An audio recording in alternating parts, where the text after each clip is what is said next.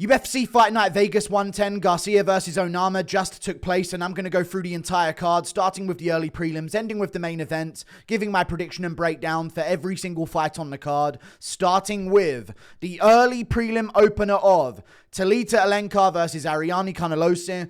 I went with Ariane Carnelossi here. She did have some moments on the feet where she could have been a problem, but I just thought that Talita Alencar wouldn't be strong enough to get these shoulders and this build and frame to the ground, but she worked it very well. She got her takedowns when she needed them, outstruck Ariane Carnelossi on the feet as well, reversed position whenever Ariane Carnelossi went for a takedown, had a couple of submission attempts in round 1. Round 2, similar situation, got the takedowns towards the end of the round, got some dominant position, a little bit more competitive on the feet in the second, but then round 3, similar situation again. Carnelossi has some moments on the feet, but Alencar's good. Knees to the body, landing some good shots on the back foot. Gets her takedowns and eventually chokes out Ariane Carnelossi with seconds to go in the third round with a rear naked choke. So really good finish win by Talita Alencar. She gets it done dominantly. We move on up the card.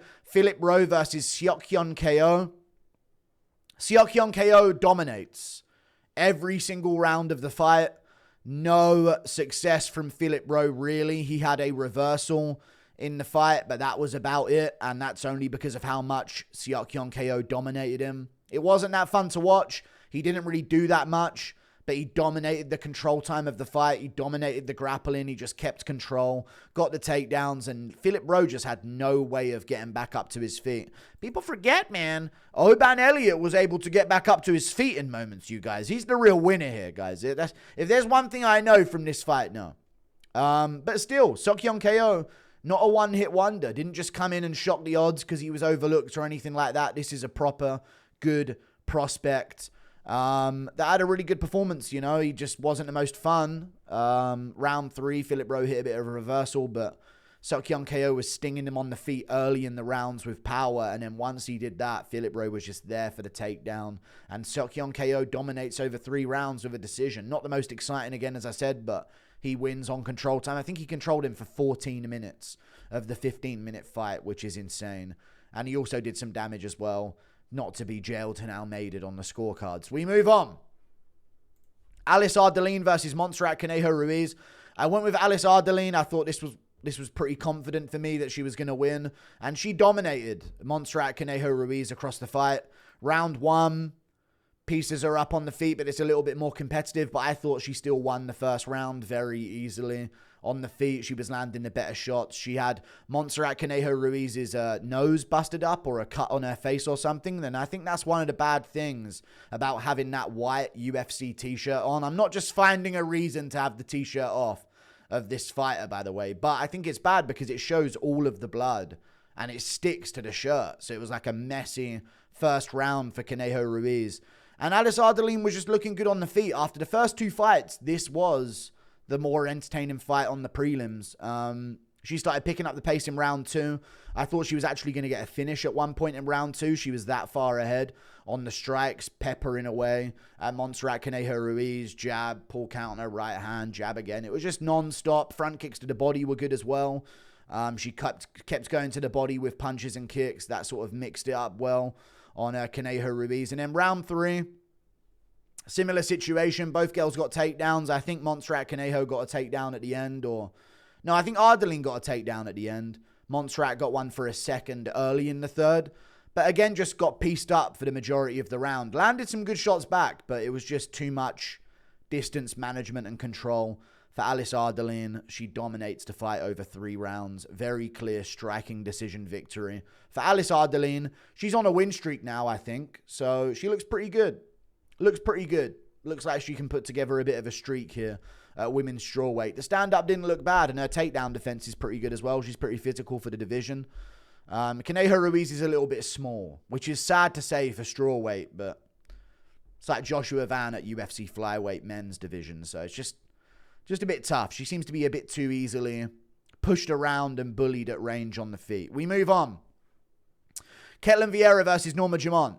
Some of the decisions are going crazy, okay? Vieira, in my opinion, arguably should have won. I'm going to check back the numbers of strikes in round 2. To be fair, Norma Dumont was up on strikes. Not crazily, though. Not crazily in round 2. And Vieira also had an arm triangle submission attempt that was so nearly in. And so nearly a fight finishing arm triangle. Very, very tight choke she went for with the arm triangle. And she had a lot of control time towards the end. So I understand that they're really nitpicking now about the significant strike thing. But if Kelten Almeida nearly had a rear naked choke in on Volkov, I probably wouldn't be arguing for Volkov to win. Or if he nearly had an arm triangle or an arm bar or a leg lock or something was there but it just didn't quite happen, they would have gone Almeida's way. But they are really nitpicking about what they score in the fights. They do not like control time at all. And I'm all for it, but I really thought they were going to go with Ketlen Vieira there. I thought they were going to give her the first 2 rounds. Norma Dumont won the 3rd round, in my opinion. Really outstrike Vieira. And she was on another level on the feet. Just a tad. Even in round 1, she outlanded her as well. But they gave Vieira round 1 unanimously. Whereas I feel like round 1 was almost a better stand-up round for Dumont. So, interesting stuff there. Interesting decision for Norma. But hey, Cheek's win. A Cheek victory. That's all that matters, really, guys. Norma Dumont continues her spree to the top of the bantamweight division. Do I think she's going to beat Kayla Harrison after being taken down by Vieira a bunch?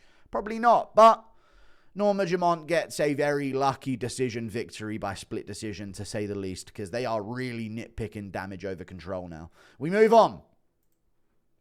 Donte Johnson versus Sedrique Dumas. I picked Donte Johnson to win by first round finish. He leaves the first round for the first time in his career. This was a wild fight to watch because Sedrique Dumas was emptying the tool bag at Donte Johnson. It's almost like he knew, okay, I'm not going to trade hooks with this guy and go blow for blow. So what I'll do instead is I'll throw nothing but spinning elbows, rolling thunders from bottom position. He had Donte Johnson in like a cradle in the round 1, hooked his arm and his leg in the same position, or his head and his leg in the same position, and was just controlling Donte Johnson for like the first 2 minutes of the round. He should have been kneeing the body there, though. He should have been doing some kind of damage in that position, or making it a point where he could bring up Donte Johnson a bit and then knee him in the face. He should have tried to get some damage off from that, because he ended up doing nothing with it. And Donte Johnson ended up landing some good shots towards the end of round 1. Arguably knocked him down towards the end, I believe, with a shot that looked like it kind of wobbled Dumas at the end. And landed some good shots of ground and pound on top. Nearly had a choke attempt in round 1 as well with like a front choke. Eventually he gets that in the next round. I think he actually had like a dash choke on Donte Johnson, or an anaconda choke, was kneeing him in the face. But yeah, good stuff from Donte Johnson. Gets the second round finish. Really sneaky choke he caught as well. He didn't even have the grip for a guillotine or a front choke. He kind of just used Sedrique Dumas' shoulder and his arm. He had the choke in, front choke position, guillotine position. But he never cranked on it with his own arm. He just used Sedrique Dumas' shoulder and his own chest to push down on Dumas' head, while he cranked his forearm up by cranking it on the shoulder of Sedrique Dumas. It was a weird, inventive, sneaky way to get one of those front chokes. And Sedrique Dumas had to tap. So really good job by Donte Johnson. Continues his undefeated streak now into the UFC. And for Sedrique Dumas, what do they keep him around for now? You got to imagine they cut him. Sad to see, but Donte Johnson gets the job done as predicted. We move on. Timmy Cuamba versus Changho Lee. I went with Changho Lee. He was a slight underdog here, but I thought that his back takes would be good enough to win him the fight. That was my take. And they weren't. They weren't good enough to win him the fight. He won round 1 dominantly with the back take. Immediately got what he wanted with the back. Body triangle in. But I'm telling you this right now. I noticed this more and more and more. I thought he'd be able to get the back in dominant position on the ground. The back take standing with a body triangle might be worse. I know you can get choked out from there, but fighters are so good at defending rear naked chokes, and we can go through that in today's video as well, because so many fighters escape some crazy rear naked choke attempts. But Changho Lee had the body triangle in on the back, and Cuamba stayed patient, and I swear it's worse for the legs of Changho Lee in a body triangle, holding himself on the back of Timmy Cuamba, than it is for Cuamba to hold the entire body weight of both of them up standing. The way it like strains on your thighs and your legs. Changho Lee was moving forward like a geriatric old man in the second and third, and Cuamba was piecing him up. Changho Lee had no marks on his face, But Cuamba was really piecing him up in the second round. And I feel like he could have got a finish in the third, but Changho was scrambling with him, and Cuamba slipped over at the start of the third round, and Holy kind of messed up a back take, one leg over the shoulder, and it gets hooked. It was a bad moment for both of them, but Cuamba ended up on top, got a dominant position, got the back himself, and started doing some damage from that position. So I really think the standing body triangled back take is really bad for the person who's got the back, rather than the person who's had their back taken. I see that so many times when someone has the back for a whole round. They don't want to give up the position because it's a dominant position, right? But if they can't get the choke from there, which is very difficult to do these days especially, they typically are completely gassed as the fight goes on. So good job, Timmy Cuamba. Gets the job done in the second and third by decision. We move on. Billy Elekana versus Kevin Christian. I knew I sensed some Indian in Kevin Christian. He ends up getting finished in round one, submitted really badly. The ref couldn't see the tap. He was looking on the other side, looking underneath to see if he was tapping under there, but Kevin Christian was tapping with like flicking his hand, basically, that was out of the back of Billy Elekana's legs. Elekana had the back take and had Kevin Christian's arm tangled in the back take with the hooks of the legs. So that was really bad for Kevin Christian, but he looked good early. Snappy kicks, both guys landing some decent shots on the feet here and there. Looked a bit worrying for a moment. I picked Billy Elekana to win this by finish. But Kevin Christian got the job. No, he didn't get the job done. He was picking at kicks, front kicks to the body. Both of them were landing that. Both guys were landing low kicks on each other. And I literally said this live, if you watch it back. I said, Billy Elekana, I wonder why he's switching stances to go away from the outside low kick. He's probably trying to close distance and land a lead hook and get on the inside and land that lead hook on Christian. Steps in, lands the lead hook on Christian after he switches stances. Puts him down, pounces on him, bunch of back of the head shots. But Christian's fingers were non-stop jousting in the eyes of Billy Elekana. We'll get to another eye poke in a second. But yeah, Billy Elekana gets it done. Very good win, very good finish over a dangerous 6'7" fighter. And yeah, it's crazy. The size of Christian's head is insanely small. So I do worry about his damage taking abilities moving forward. Maybe a heavyweight move would be better, but right now heavyweight's a tricky division too, so I'm not sure. Billy Elekana with a great victory though, as expected. But it was tricky early, but he ended up adjusting and getting it done. We move on. Allan Nascimento versus Cody Durden. I picked Allan Nascimento to win. Durden was taking this on short notice. I will say Durden looked big. Catch weight fight.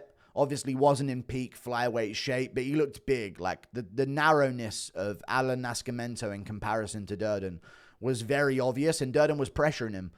But Allan Nascimento was landing really good shots off of his back foot. His chin was way up in the air.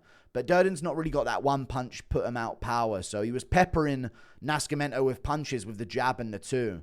But Nascimento was landing really good shots off the back foot. Counter hooks, low kicks especially. He landed so many low kicks in this fight. I wish they would say how many low kicks he landed. But he landed 52 significant strikes in round one. This was a scrap, by the way. Both guys going at it on each other. I gave Allan Nascimento round one, maybe. It didn't look good in moments because Durden was landing and Nascimento was backing up against the cage and getting sent into the cage. But he was cracking Durden with really good hooks on the counter. Like, he was starting to time him really well. And the low kicks were really adding up on Durden as well. Really badly adding up on Durden. He was limping, he was switching stances. He started just lifting the lead leg to feint that he was going to kick with it or something. So he was really feeling the low kicks from Nascimento. And not even doing a Joe Rogan impression. I feel like of the 52 strikes, Allan Nascimento probably landed about 22 of them to the leg. The same leg of Durden as well. And in round two, different situation. Very, like, halfway into the round, both guys scrapping it out again. Both guys landing good shots. Nascimento stinging him with punches now on the back foot. And then Nascimento catches him with an elbow as he comes in. Durden still peppering with a jab too, landing them here and there. But Nascimento's low kicking him again. Durden's pushing forward, gets cracked with an elbow on the counter by Allan Nascimento. Put down, wobbled, and then boom. Going for the choke is Allan Nascimento. Gets it done. Latches up, I believe, an anaconda choke, I think it was. Rather than a Darce choke, I said Darce watching it live. Then immediately I was like, oh no, it's an anaconda. Arms on the outside of the shoulder. And he got an anaconda choke in round two. Nasty. Went over the top with it. hooked the leg of Cody Durden, used the cage to kind of cramp him into it as well. I thought Durden was out a lot earlier than it looked like he was because he kept scrambling by using the cage to walk, but he actually ended up making the choke tighter because he got cramped up against the cage and hunched over even worse. And while he was walking up the cage, Nascimento hooked his leg and got him trapped in that position. So great job, Allan Nascimento, with a submission win as predicted. Great win. He's got to get ranked at this point, right? He was supposed to fight Estevam, who is ranked, but he pulled out of this fight. And Nascimento's beat everyone but Tagir Lembekov by split decision. So give Allan Nascimento a ranked name, or number 15 in the rankings at least. We move on. Charles Radke versus Daniel Frunze. He didn't say it again, but Frunze's hype train is well and truly derailed at this point. I don't even know if he had a hype train, but people just had him as like a favorite to beat Rhys McKee. And he was kind of like, oh, Romania, he has a bit of a fan base, you know? So this was a bad one for him, man. Radke fucking dominated Daniel Frunze here. 31-6 on significant strikes. Round 1, Radke gets a takedown almost immediately. Both guys go tit for tat for like a first minute. Radke gets a takedown immediately in the round, pins far side wrist control, smashing him in the head over and over again with big shots. More than 9 significant strikes, but maybe he softened up some of the punches that he was going for. Then he nearly had a rear naked choke in round 1. I have no idea how Frunze didn't tap to it. It was in so many times. I know Radke never really had his head securing the hand behind the head on the rear naked, but still, the amount of pressure that was on Frunze's neck, any lesser tough guy would have tapped in that situation easily. And Radke just kept squeezing and squeezing, couldn't get it. So I was like, oh God, is he going to have burnt out his arms? But no. Round 2 comes around. Another great takedown from Charles Radke. He kept catching Frunze going for kicks and going for things and just driving him over himself, scooping him up against the cage, far side wrist control again, punches, flatten him out, take the mount, take the back. He stacked over the guard in round 2, big shots of ground and pound, elbows cutting open Frunze on the ground. He cut open his eye in round 2, and that's really bad when you're on your back and the blood's getting in your eyes. So Radke just dominated this fight, dominated the fight start to finish. Couple hairy moments on the feet, but no hairy moments. Why did I even say that? He just got hit a couple of times. It's a fucking fight, you know. 1 strike against him in round 2. Frunze was trying to get busy off of his back, but that just left Radke more opportunities for big elbows on top, stacking the guard. Frunze tried a couple, like, throwing his legs up for, like, a Hail Mary submission, but Radke was keen to it, so just got himself out of danger and went back to smashing him up on the ground. Then round 3... same situation. Frunze's backing him up, landing a couple shots. Radke uses like the momentum of the bounce off the cage to drive into a double leg and take down Frunze. Dominates the whole round, keeps busy with the total strikes, gets the back, and then chokes him out with 30 seconds to go. So shout out to Radke for pushing for a finish, even when he didn't have to. It was a dominant win, and he got a finish for it as well. And he didn't need to. I don't think he thought, I'm going to get a performance bonus if I finish him. But yeah. Great job, Charles Radke. Great job. Great dominant win. Didn't get any moments on the microphone. Didn't say anything crazy. Respectful on the mic. Humbled Radke. But this guy's only lost to Mike Mallet and Prates. They're good fighters. They're not schmucks like Rhys McKee that Frunze lost to. So I knew this one was going to go Radke's way. And he dominates and gets the rear naked in the 3rd. Gives a little jerk-off signal to the camera. That's enough, you know? I mean, that's something. Just to let the fans know he's still got it in him, you know, that toxicity. So... would you say? I feel like he needs a crowd to really fire him up. You know, you can't be saying crazy shit to the Apex crowd. You know what I mean? It's just not the same. So maybe we'll save it for the next one and he will say it again. We move on. This one we have to talk about because I'm going to tell you, these were not the odds. This might have been a rigged fight. Might have been. I'm playing a character. I'm joking. I'm being sarcastic. It's English sarcasm. These were the odds. Oh, you can't even see it right now, but I'll scroll down a little bit and you'll be able to see it. So these were the odds in the fight. Minus 270. I've gone past. Minus 270 plus versus plus 220 for Yadia Del Val. When I tell you that half an hour before this fight started, Yadia Del Val went to like a plus 130. Isaac Dulgarian went down to like minus 160 or some shit like that. Within half an hour of the fight card starting. I wish I was joking. Before this fight started, by the way. Also before this fight started. Before Radke versus Frunze started. The betting lines closed. It went off. Everyone was talking about crazy betting moments. Have you seen how the betting's changed for Dulgarian versus Yadier Del Valle? Apparently, something had leaked about Dulgarian being injured, and crazy money came in on Yadier Del Valle. I don't know how they got that information. I don't know what that was about. But for one of the top grappling prospects at featherweight to go out there, not be able to complete a takedown that's borderline in, and then get choked out and submitted in round 1, crazy to watch. Crazy to watch that happen. He got dominated. He tried to fight out of it, don't get me wrong. But something was definitely wrong with Isaac Dulgarian, and it happened right before his fight. And I don't know what it was, but somebody knew about it. And odds came in crazy on Yadier Del Valle. The lines completely closed up. He was nearly 3-1 favorite, and it became near pick'em by the time he actually walked out for the fight. Crazy money came in on Yadier Del Valle. The betting lines closed after Radke versus Frunze, before it was even started, Radke versus Frunze, which isn't normal. So they closed early. All the places were like, no more betting on this. We can't have any more betting. Crazy money was coming in on Yadier Del Valle. And Dulgarian loses in the first round. I literally tweeted out on Twitter, I said, just a heads up to you guys, Yadier Del Valle, check out the odds. The betting companies are going crazy. Something's wrong with Dulgarian. I just gave a little gist for people to put some money on Dulgarian based on Yadier Del Valle, and I switched my pick. At first I was like, nah, I'm not going to switch. But then I started seeing it more and seeing it on Twitter and thinking, oh shit, I'm getting a tweet out telling people this is where the fucking value is. Put it on Del Valle because something's clearly wrong with Dulgarian. And Del Valle did dominate. He did win. He got the back. He got the submission. Again, Dulgarian, I don't know how he survived some of those rear naked chokes. So it wasn't like he threw it as in he wanted to lose. But something bad happened to him, probably while he was hitting mitts backstage, with how soon to the fight all of that money came in on Del Valle, and how crazily the odds got adjusted by the betting companies, and how the betting companies shut off live open betting for the fights. So I don't know what was going on there, but Dulgarian used to train with James Krause. Just floating some ideas out there. Kind of crazy coincidences, but there you go. Dulgarian loses by first round rear naked choke. Not expected, but expected once you knew what was going on behind the scenes. Wild stuff. We move on. Jeremiah Wells versus Temba Garimbo. I went with Temba Garimbo here. Was wrong.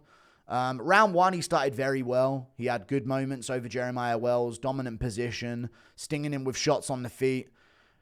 And I'm thinking to myself, Jeremiah Wells is using a lot of explosive moves to get back up to his feet. This isn't good for him. You know what I mean? Round 1 maybe could have been Jeremiah Wells' round by the looks of these. No, it couldn't. It was Temba Garimbo's round. Won the positions. Escaped some, like, not really real submission attempts from Wells. And then just landed some decent shots. He got mount very early in the round. He got dominant position, was out scrambling Jeremiah Wells on the ground.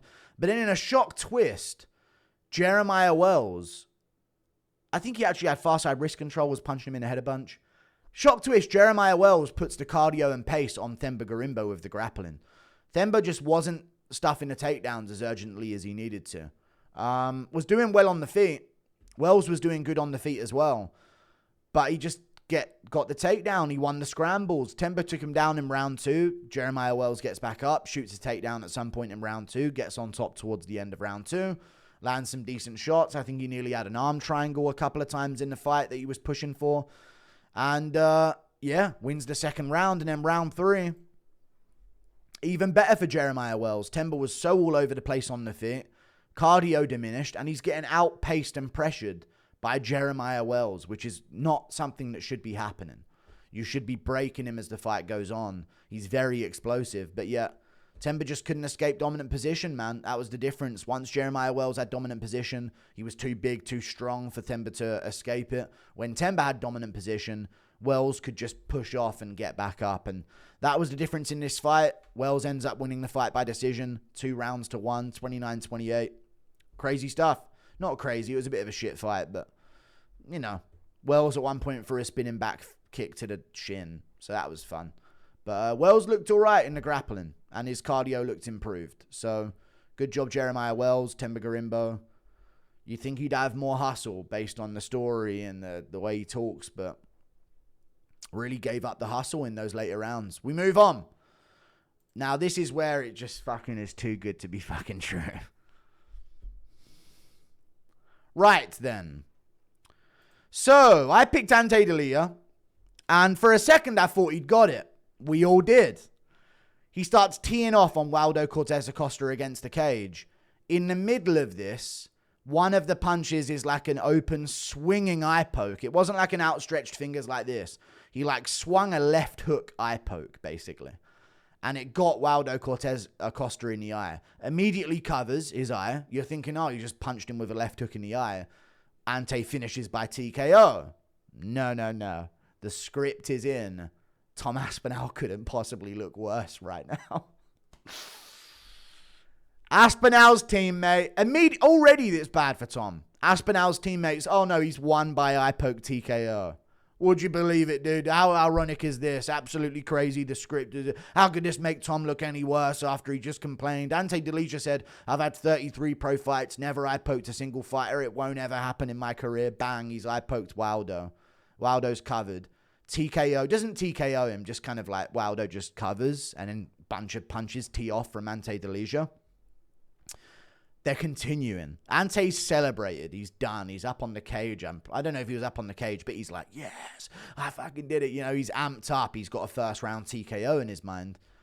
They play the replay. Eye poke is what happened. They reset the fight.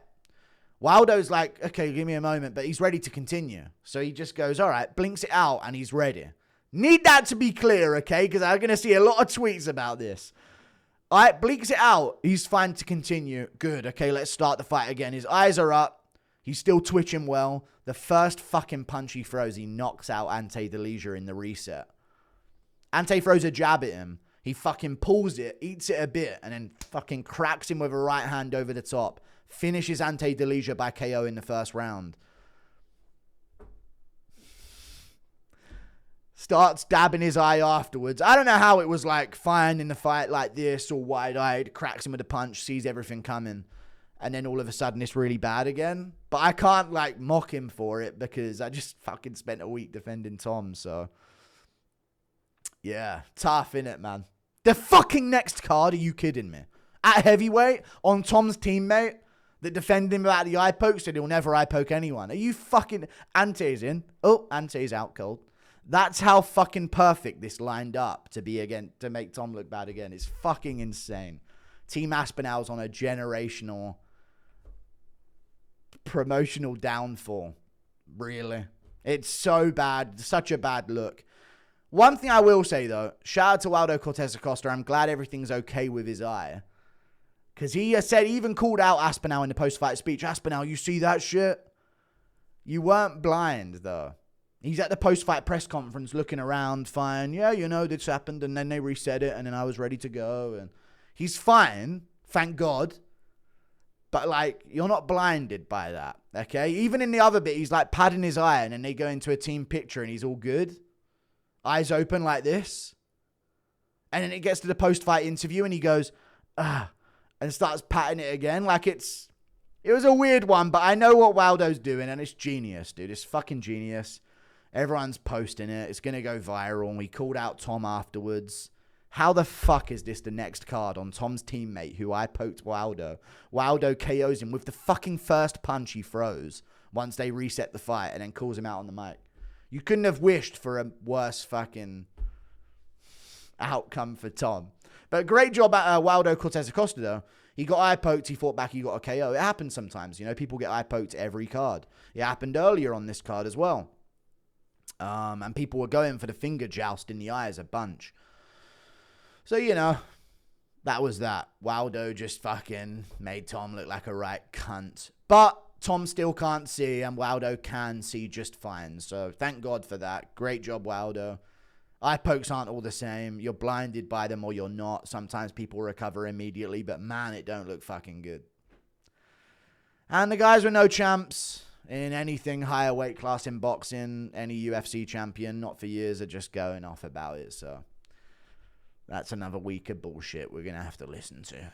Next, I swear to God, if someone next week gets eye poked and wins by KO, I'm going to cry. I'll cry. It's just nothing but bad. You couldn't have scripted it worse. I might do a whole video on some of the scripts that are in MMA. You know, like Adesanya's, I beat that guy one time. And then it turns out he did become the guy to beat that guy one time. And then Ante Delija's fucking eye poke with Tom thing. McGregor saying you're going to leave this fight in a stretcher to Poirier. And then he leaves it in a stretcher after he breaks his leg. I mean, there's so many perfectly terrible storylines that unfold in MMA. But there you go. Waldo puts out Ante after getting eye poked. Crazy. We move on. And heavyweights as well, you know. Just fucking perfect to make Tom look like a cunt. Steve Garcia versus David Onama. I went with Steve Garcia by TKO in the second round. He ended up getting it done in the first round. This was fucking domination. Some could say an early stoppage, but it was the moments before the stoppage. If David Onama just went down like that from the knockdown that happened, and then Steve Garcia finished him, you could say early stoppage for sure. But it was because David Onama threw nothing in this fight, pretty much, and missed everything. Was trying to get his jab going, and Garcia was weaving out the way of nearly every single one by like 2 shots that landed on him. And Steve Garcia was piecing up Onama with 2s over the top, southpaw, jab, 2 around the guard, left hook around the guard after some jabs, went to the body as well after his combos. He was piecing up David Onama so badly in this fight. And then just kept going. Kept pressuring, kept weaving his head, moving out the way of the jabs of Onama, moving out the way of anything Onama threw, popping him again with big shots, stinging him again. I think Onama landed something cuffing that he threw with like a Hail Mary intent on the eye of Garcia, which made it cut open. But that was right as Garcia was finishing him. And he was just battering Onama around. Body shots, head shots, wobbling him all over the place. Finished him off, followed him around, head kick, wobbled Onama again. So it wasn't just that the stoppage was early because of the way it looked. It might have been because Onama got back to it and like scooted round to get back up.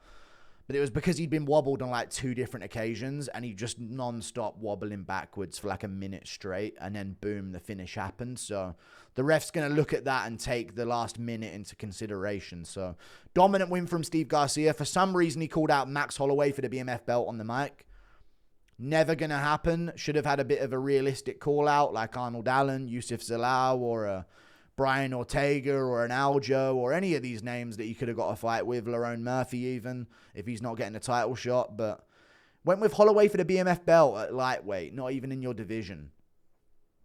Interesting stuff, I guess, from Steve Garcia. But he wins in a great performance. And he's been going on a generational run recently of just destroying these guys. So unfortunate for David Onama, he had some momentum, but I did think that Garcia had this one in the bag.